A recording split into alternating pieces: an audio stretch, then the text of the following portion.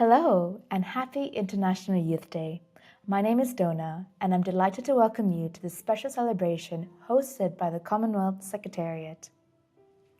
Today we join the world in recognizing young people, the dreamers, builders and changemakers of today and tomorrow. This year is extra special as we're marking 10 years since the Sustainable Development Goals were adopted, goals that many of you are working tirelessly to advance. With over 60% of the Commonwealth's population under the age of 30, young people are leading the way. That's why on this International Youth Day, we're not just celebrating your contributions, we're officially launching one of our flagship initiatives, the Commonwealth Youth Awards for Excellence in Development Work. Aligned with the SDGs, the awards give international, regional, and national recognition and support to those young persons who have demonstrated their ability to make positive contributions to their communities, nations, and the world at large. Since 2012, we've proudly recognized over 200 young changemakers and invested more than £350,000 to support their growth, helping them build their skills, expand their impact, and scale transformative projects. From the Caribbean to the Pacific, from Africa to Asia, we've amplified youth-led solutions that are changing lives and shaping the future. In honor of the celebration, we've invited several Commonwealth Youth Awards alumni to share their journey with us since they were recognized. We'll learn a bit more about how the award has shaped their work and what advice they would have to our future applicants like you. But first, here's a special message from our Secretary General, Honourable Shirley Botchway, marking this exciting milestone and officially launching the 2026 Commonwealth Youth Awards for Excellence in Development Work. Commonwealth citizens and leaders, and above all our young people, today marks my very first International Youth Day as Commonwealth Secretary General. I can think of no better way to begin than celebrating you, the young leaders shaping our present and reimagining our future. The theme for this year, Local Youth Actions for the SDGs and Beyond, speaks not just to the energy of youth, but to your power. Power to lead, power to innovate, and power to transform your communities. One street, one school, one startup, one idea at a time. Across our 56 member countries, young people are not waiting for permission to act.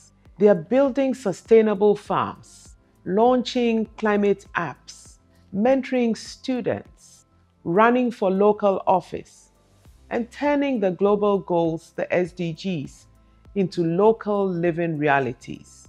You are the change. And it is our job to champion and support your journey. So today, I am proud to announce a series of major initiatives that reflect our unwavering belief in youth leadership. First, I'm delighted to officially launch the 2026 Commonwealth Youth Awards in partnership for the first time with the Commonwealth Association, a community of former Commonwealth staff who, having served this great family, now give back. This year, they have come together to help us recognize and reward outstanding young people who are driving progress on the SDGs in their local communities. This is a historic moment and a beautiful example of intergenerational solidarity in action. Second, we are launching the 2025 Commonwealth Youth Worker Awards, which will culminate in November at the 5th Global Commonwealth Youth Work Conference in Malaysia. Youth workers are the unsung heroes, those who nurture, guide, and champion young people from the ground up. Today, we honor them and reaffirm our commitment to professionalizing and valuing youth work across the Commonwealth. Third, and perhaps most transformative, I am proud to launch the Commonwealth Youth Leaders Program. This initiative is not just about training, it's about unlocking leadership in all its diversity: ethical, innovative, inclusive, and grounded in local action. Over the next year, young leaders from every region will gain practical experience, mentorship, and the tools to design and deliver real change in their communities. This is leadership that lasts. This is the Commonwealth in motion. My friends, this day is more than a commemoration. It is a call to action. To governments, I say, create space for young people through expanded investments in youth skills, in decision making, and local governance. Invest in their ideas, support their projects, and let them lead. To development partners and the private sector, work with us. Invest in youth infrastructure, mentorship, and innovation. And to young people everywhere, your voice matters. Your dreams matter. Your leadership matters. As we move closer to 2030, we cannot afford to leave youth behind, because it is through you that democracy, peace, prosperity, and sustainability will be achieved. Together, let us honor the promise of International Youth Day. Let us amplify local actions. Let us elevate youth leadership. And let us ensure that from Nairobi to Nassau, from Kuala Lumpur to Kingston, young people are not only shaping the future, but owning it. Happy International Youth Day. Thank you. Thank you, Secretary General, for those inspiring words. Now, let's directly hear from the young people at the heart of this program, our incredible Commonwealth Youth Award alumni. Hello, everyone, and thank you so much for joining us today. To get us started, I would love for each of you to briefly introduce yourselves. Hello everyone, my name is Shagufta and I am from Fiji. I was the Pacific Regional winner for the Commonwealth Youth Awards in 2020. Hi, my name is Soumyan Jagateesan. I'm the winner of 2020 Canada and the Caribbean category. Hello, my name is Daniel Wog and I am from Nigeria. I am also the founder of Lighted, which is a renewable energy organization that provides communities access to clean and affordable energy. And I'm also the Commonwealth Young Person of the Year 2025. Hi everyone, I am Maya Nanon and I am the Commonwealth Young Person of the Year 2023. Thank you very much. My name is Achaleke Christian Leke, and I'm from the Republic of Cameroon. Wonderful. A warm welcome to each of you. To dive a little deeper into your journeys, I would now like to pose a few questions to help us better understand the impact of the Commonwealth Youth Awards on your work and your aspirations. So firstly, how has receiving the award impacted your personal or work journey? I think the journey itself and to be recognized from a small island developing state has been incredible. And from there, I think the award itself was the beginning of the journey. I mean, yes, of course, we did some work to be able to get to that point, but it opened up a lot of doors for me in terms of networking. I opened myself up to the larger Commonwealth network. I learned from the winners in my year from all the other regions as well, and I got to meet with them. Also met with the incredible people who were nominated for the Pacific Region Award in my year. And we had some points of collaboration as well moving forward from that. And I remember it was very turbulent times when I won, when I was in London. COVID just happened and we were sort of, rushing back to come home.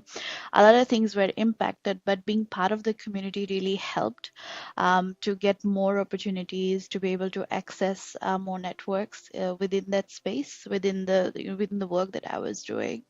And from there on, it has been an exponential sort of growth for me as a person. And I managed to get into a lot of, important conversations. I was part of the Commonwealth Youth Association organization as well, the CYC Council. I had that opportunity. And then, of course, leading a few work here back home in Fiji, where I worked along with young people, creating more opportunities for them within the technology sector, within the sustainability sector.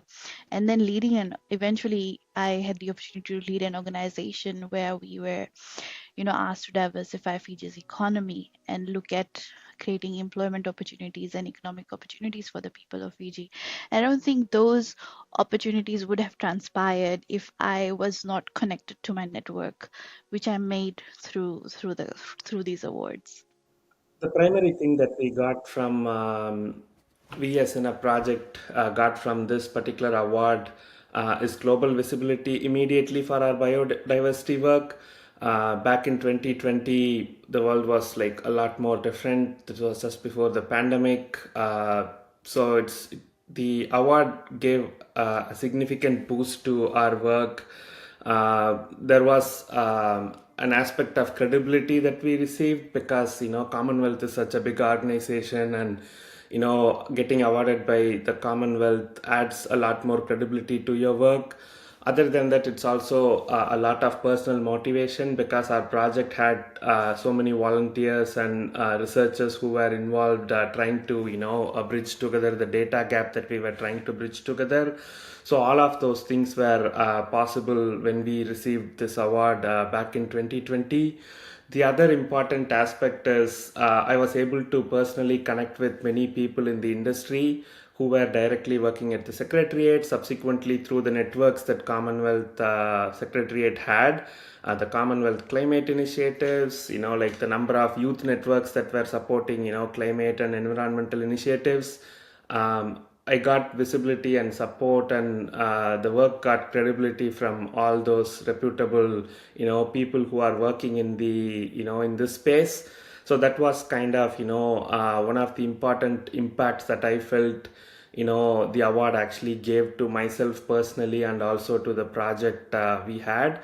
It also gave a full sense of reassurance that we were not like building in silo, and our work is getting recognized by people who are in the industry who sense a need for a project like the one that we were like working on then and have subsequently improved upon. Yeah. The award has impacted my journey significantly. After receiving the Commonwealth Young Person of the Year for 2025, I got the privilege to be featured on very big news medias across Nigeria, Africa, and in the globe as well. For example, I got featured on BBC Africa, which enabled my work to reach millions of people. And after that, I've had people reach out to me that how they're interested in collaborating and working with us. And it has given us a very important validation and recognition and backing that shows that the work we're doing at Lighted is verified and can actually create more impact across different places. So I would say it has given us a wide reach to many people, and at the same time, it has given us the validation that we need in order to scale and get more partners on board with the work we're doing.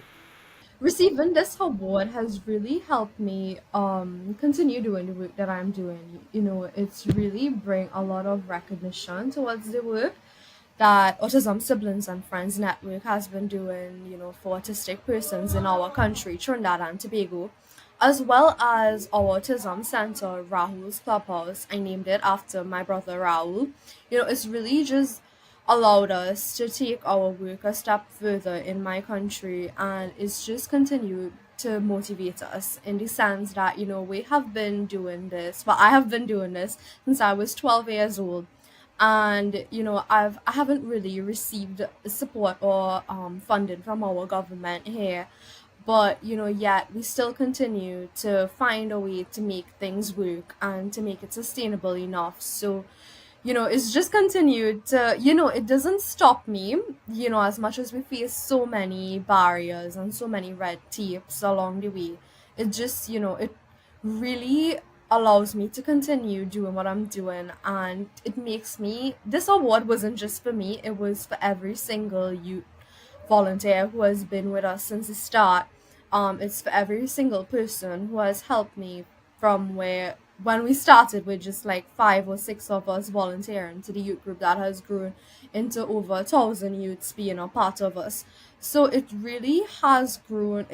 It's allowed me to grow over the years and to just continue doing what I'm doing. I mean, when I look at the journey, I think it was an opportunity for many more other things. One of them was firstly networks. Receiving the award set me on the pedestal of meeting people and my peers who are young people, old people from different walks of life, who I think greatly inspired me as I unfolded with my career. It also became an opportunity for capacity building because attached to this was this intentional capacity building opportunities and programs which the Commonwealth and other partners made possible because of this. Also, the award gave me credibility because, in the context of youth movements, many young people are considered to be troublemakers or nothing good could come out from them. But this award gave me credibility and made my work valuable. And that, of course, attracted attention. And also, the award built some kind of an opportunity for other young people to join me in amplifying what we had been doing. And finally, I think that the moral, physical, and psychosocial boost that this award gave greatly influenced the journey that I find myself today. Because fast forward in 2016 to recent times, I have had the honor of receiving many more awards, and I think every year since 2016, my work has been recognized by different institutions. This is to say that the Commonwealth Award was not just to tell me, "Oh, Christian, you're doing well, you have to stop working," but it was a reminder of to keep working. What milestones or achievements have you reached since winning? And I think just after that, just after receiving the award, I was asked by one of our donors here, the Australian Funded Market Development Facility, and the Fiji government to come up with a diversification strategy for Fiji in terms of what we can do when COVID is happening, and how can we create economic opportunities, how can we create employment opportunities for the people of Fiji. So we then decided to we then had the I had the opportunity to sort of do a deep dive into where the youth are, what are the upcoming industries, where are there employment opportunities that is still existing, that is still sort of working, and it's not it's not impacted by COVID as much. So we came up with the outsourcing industry. Then I was privileged enough to design the strategic plan for the outsourcing industry for Fiji. And through that strategic plan, then I was asked to execute it as well, because my work primarily with Fusion Hub, the project that I got awarded for, was to create economic opportunities for women, for youth, that had been in a sustainability space, but here it was more about survival and moving forward as an economy, as a country. And I was grateful to be able to be in that space and contribute in such a meaningful way. Yeah, it's been almost 5+ years since we got the award, and the world has changed significantly, especially after the pandemic. So there is a lot more online penetration. There is, a lot more like climate degradation and efforts that are needed for environmental and wildlife conservation. So what has happened over the last 5 years is we have been able to add a lot more data sources to our platform than we initially had back in 2019. We have established a number of partnerships, not just within the Commonwealth, and it's also like with the UN bodies, with academic institutions, with like governments and whatnot, with industry. So that has, the Commonwealth Award has significantly helped us get that credibility to like connect with people, because people do recognize Commonwealth recognizing us as an important aspect of like trying to talk to us or to understand our impact. The data used in biodiversity has also evolved a lot. Now you have this whole AI paradigm where there is a lot more processing that you could do with AI. That is something that has happened over the last 2-3 years after the evolution that has come through with the LLMs, the classifications that are possible through AI, improved data processing, things like that. We are also able to do better, community engagement with youth, with our volunteers, and things like that. So basically, 2020 was somewhat not just as a milestone year since we won the award, but also the tech landscape has shifted. The world has changed, like post COVID and the pandemic impact. So now we are partnering with a lot more people, and the impact we have had since then has like increased multifold. Winning the award, we set out for a very key, important step, and that is optimizing the design of our community spaces that provide people access to energy. So, since winning the award, we spent much time finding new ways to recycle plastic material into sustainable structures that provide people access to energy. And we've been able to scale that design and impact into a very significant direction that will help us build our stations faster, more affordable, and at the same time, we're currently working with some other young people to build and design these stations more effectively. After the award, we got the opportunity to network as well, and even the Commonwealth Nobel Prize for the very first time are also Nigerians, and we're currently working with them towards building a community charging station in a refugee camp to help people that have been displaced to gain access to energy using waste plastic as a structure and solar energy to power those communities.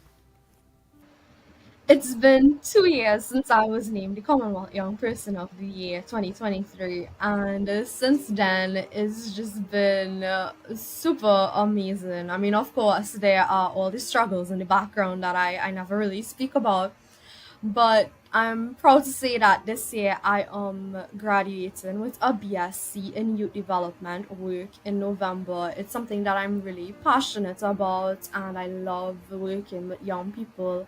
I love hearing their ideas and their opinions, and I even love speaking up for those who feel like they don't have a voice. That's one main thing that I am really happy about personally. And on the other end, I'm really happy because our Rouse Clubhouse celebrated 3 years in February. It's been 3 years since we've opened. It feels like forever, but it's 3 years, and I'm so happy with all the progress that we've made. I'm so happy with all the kids and the parents and the siblings that have passed through our clubhouse over the years, and even the ones who continue to attend sessions with us. We're so happy to see the progress that the child and the families have been making. Additionally, I've been fortunate enough actually to carry the Commonwealth flag at last year's Commonwealth Day service at Westminster Abbey. As well as this year, I was able to carry the Trinidad and Tobago flag at the Commonwealth Day celebrations. So it's really amazing to be able to be representing my country, my organization, my brother, and the youths at events like this. It's just so incredible, and I'm really thankful for that opportunity.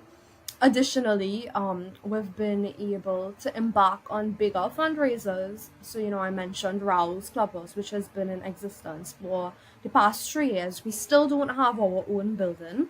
We're still trying to, raise funds and, try to get land or maybe the building built already.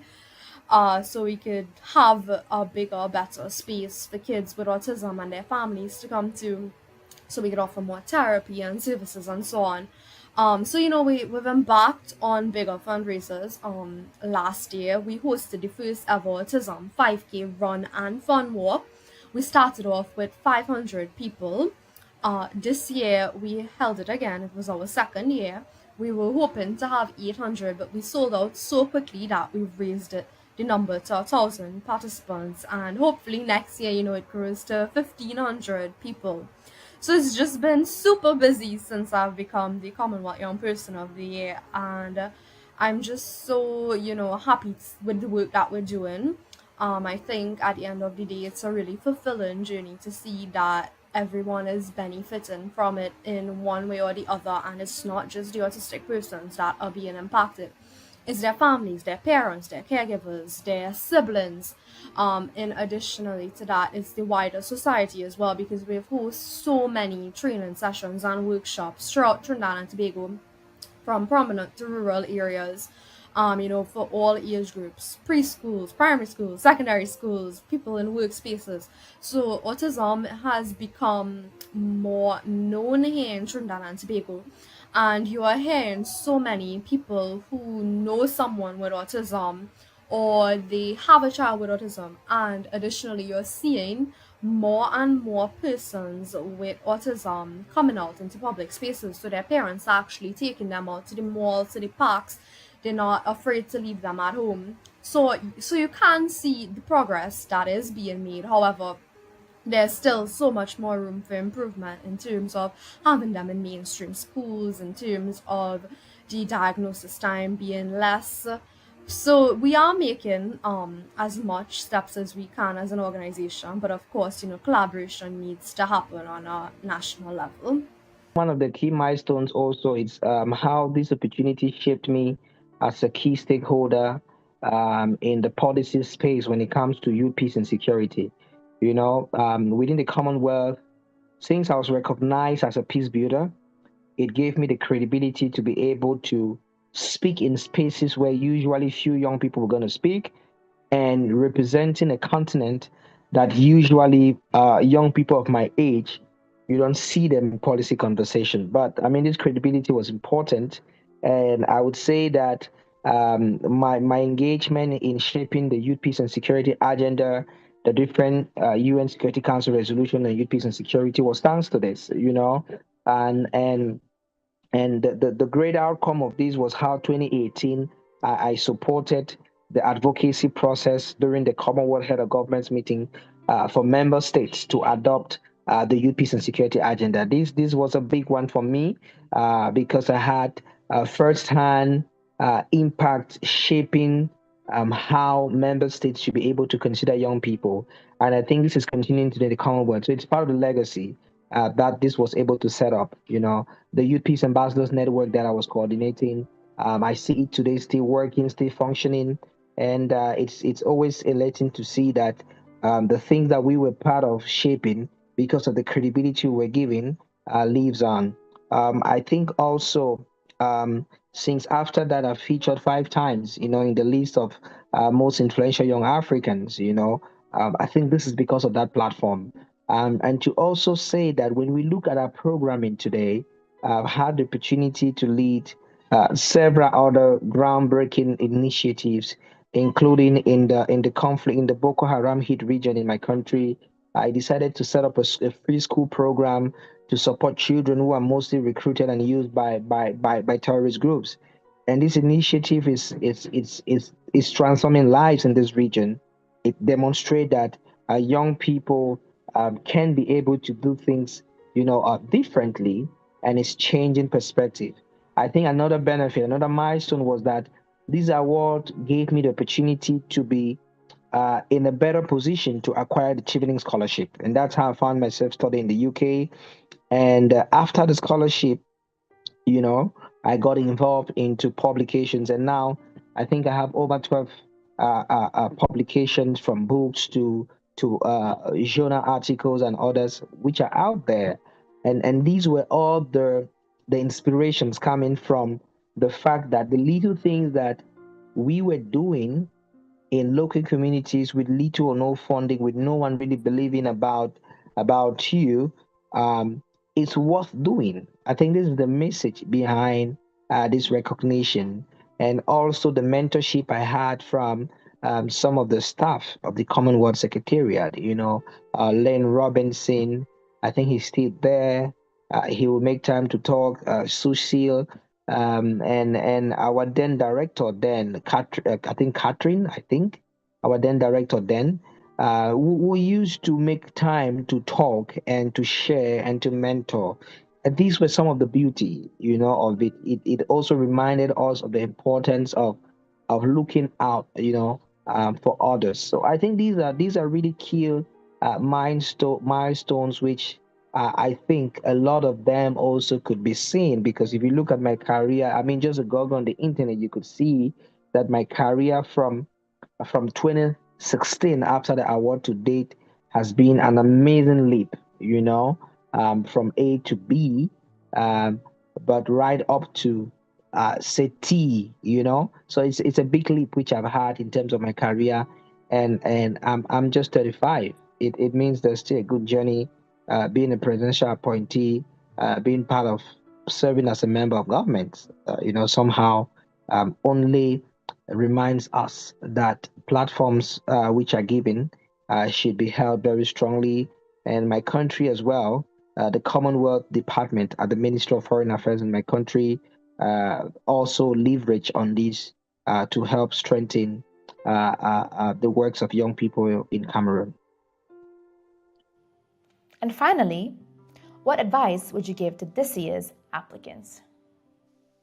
I think sometimes coming from a small island developing state, I guess the work that I was doing didn't seem like it was big enough. And I think it's very important to not, weigh yourself in other people's measurement terms. You know the work that you're doing, you know the best reason why you're doing it and who you're doing it for.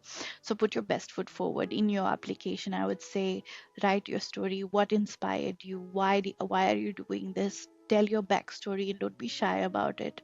I think that's what really speaks to a lot of people, because I realize that a lot of people that I met at the Commonwealth, they had a lot of heart, and the work that they do behind the scenes really impacts lives. So if you're able to bring that out in your story, I think that would be something, really incredible, and someone else can learn from it as well and learn from your impact as well. So don't be afraid to put yourself out there and put your story out there. No impact is too small. If you're even impacting one person in one community, that's still something really big and something that you should be proud about. So I think put that forward. I think that's something that you need to do, and treat, if you're able to get through and win it or be one of the finalists, I would suggest that take that opportunity to really network with people, because you're going to be given a lot of opportunities to really to speak, to encourage people, to network, and then to collaborate. So please take those opportunities, because these only come for you, once in your lifetime. So take that as an opportunity and work with people from diverse cultures, diverse backgrounds, learn from them, learn from their projects, and be open to new ideas. So I think, my advice would be, if you're applying, go for it, put your best foot forward, share your story truthfully and honestly, and all the best to you guys. I think this is going to be a start of an incredible journey. Even through the application process, I think you learn a lot about yourself as well. So take that as a learning experience as well. Yeah, my personal advice is don't hesitate to apply. I myself was not sure if this would be something that I would win, or like I would even be a contender. I was trying to like portray a story of like what like a bunch of volunteers were able to do over the previous 5 year period from 2015 to like 2020. So don't hesitate to make your application. Feel free to like share your personal story, like why you got here, like what motivated you to like start doing this project or this particular work. Feel free to mention the impact of the work, which is far more important, and like add credibility to like it's not just you had this vision and you had identified a problem. It's also that others had understood that that kind of made an impact in their life. So feel free to share like numbers that are specific to the impact that you might have had, and like that are measurable and people can quantify. Obviously, anything that you do will have qualitative impact for other people. Just make sure you could quantify this based on the scale of the project. And then the awards will not only like give you like some sort of a title or some personal credibility. It also adds a lot more value to the work that you are doing. So you would immediately get the attention of the world. There will be like promotion through social media, so there will be people reaching out to you. So you might be able to cross collaborate across the Commonwealth, across the world, people who are actually in this space. So my advice primarily in this when should you like apply or should you not apply. So that's, if that's like what you're like pondering, there is nothing that you lose by making this application. It just takes few minutes to like put together a credible application. Your work speaks for itself. Just feel free to like make the application, quantify, like qualify like what you did and who got impacted and who got benefited and what's the change that you have brought to yourself, to the community, to the people that you are trying to help. So feel free to make the application, and the networking opportunity, the visibility, the credibility that you get overall from this whole process, not just as a winner or just as somebody who got shortlisted or somebody who just applied. Everybody is a winner here. So feel free to make the application and don't wait. The advice I have for this year's applicants would be pay attention to the criterias. I think it's very important that you pay attention to what exactly the Commonwealth wants you to tell in terms of your story. It is very important that your work is being, you could have a very good project, a very good solution. You could have very, very interesting impact. But if you do not listen to the criteria, you wouldn't be able to portray and tell your work in the way that is needed to be seen. So my advice would be, make sure you tell your story as organic as possible. Share the work you're doing without any fears or limits or worries about you not coming off as grand. I don't think the award is looking for grand impacts. They are looking for small impacts that can become grand impact or grand change across different sectors. And the truth is, the only way to do that is to tell your story as genuine as possible, and also making sure that you fit into the criteria perfectly. My advice would also be, make sure you have done significant work before you apply. Make sure that the work you've done has been able to actually change lives, and don't tell just your story as well. Tell the story of the people that you've changed their lives, because impact, the work you do and the impact you make is only seen through the lives of the people you've impacted. So my advice is to tell your story as organic, as genuine, but at the same time tell the stories of the people you've impacted. I think that's a way for you to be able to come off as genuine, and at the same time share the work you're doing. And also make sure you take pictures and visual evidence of the work you're doing. That also helps in the process, I think so. But my advice would be, regardless of what the outcome is, you should always keep on doing your work, keep on changing lives, keep on impacting lives, and one step at a time. My advice is simple: lead with purpose and authenticity. Your impact does not need to be loud to be powerful, it just needs to be real. So focus less on what you think the judges want to hear and more on telling your story truthfully. What drives you? Who have you served? And why does your work matter? Show not only the outcomes of your work, but the heart behind it, your resilience, your vision, and how you're lifting others up. And don't underestimate yourself. Many of us started small, just responding to what we saw in our community that needed an eye, and that spark is enough. And lastly, remember that this platform isn't just about recognition, it's a responsibility.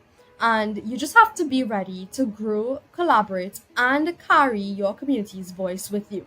You've already made a difference. You just need to show the world how to now. It's not just about being awarded, you know. It's not all about just being celebrated. When you're a change maker, if you focus on being celebrated alone, you might miss the purpose of your journey.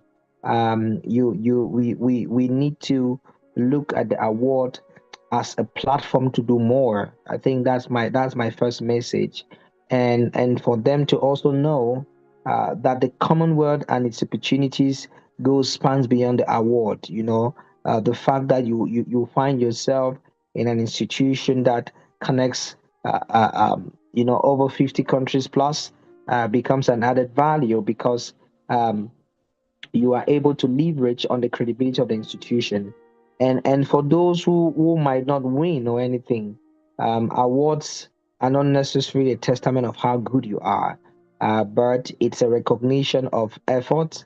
And you might not be the best, but it's the opportunity to look at he or she who was identified and partner and work together towards achieving a greater good.